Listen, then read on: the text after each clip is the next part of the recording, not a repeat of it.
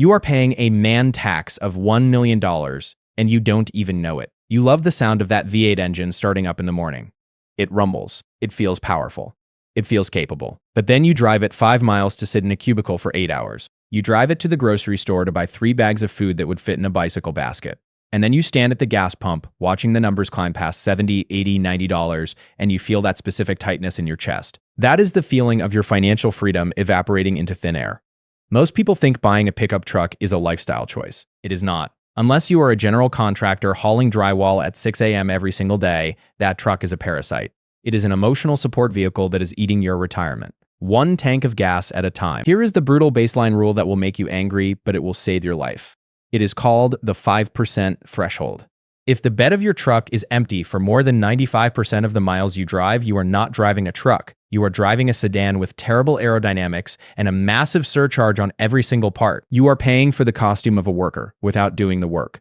If you want the cold, hard math that turns money stress into a wealth plan, subscribe. I'm Mint.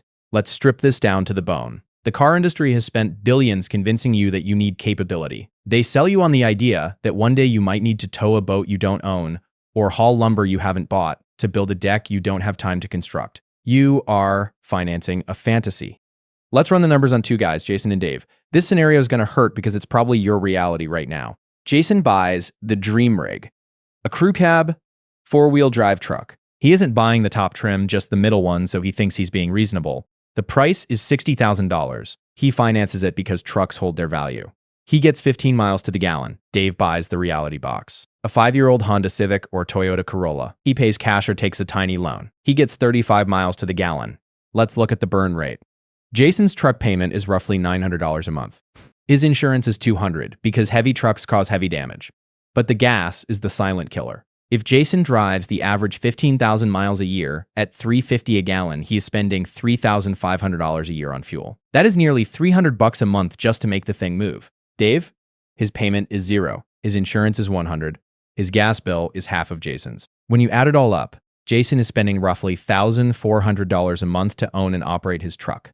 Dave is spending about $250. The gap is $1,150 every single month. Now, stick with me, because in a minute I'm going to show you how the tire tax doubles down on this misery. But first, let's look at the opportunity cost. This is the part that keeps you working until you are 75. If Dave takes that difference, that $1,150 he saves by not having an ego and puts it into a standard S&P 500 index fund, do you know what he has in 20 years? He has over $650,000. Jason has a 20-year-old truck that is rusting in the wheel wells. That is a $500,000 swing based on one decision. Do I need to look cool or do I need to be rich? But it gets worse. Let's talk about the maintenance trap nobody mentions at the dealership. Go look at the price of tires. When Dave needs tires for his sedan, he pays $600 for a premium set that lasts 50,000 miles. When Jason needs tires for his truck, he is looking at $1,400 for the big all-terrains. And because trucks are heavy and have high torque, they chew through rubber faster. Then there is the parking tax. Have you ever tried to park a modern truck in a city? You burn gas circling the block. You pay for premium spots because you don't fit in the compact ones. You get door dings. It is a constant, low-level stress that Dave never feels. Now, I know exactly what you are going to say. I see it in the comments every time. But Mint, what about winter? What about snow? I need 4-wheel drive to be safe. This is the safety fallacy. You are confusing vehicle weight with vehicle control. A front-wheel drive sedan with winter tires will outperform a pickup truck with all-season tires on ice every single time.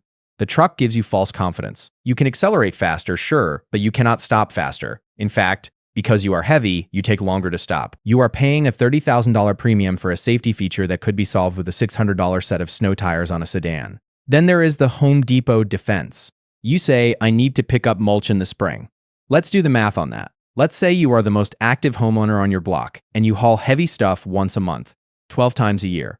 To own the truck, you are paying that $1,100 premium every month.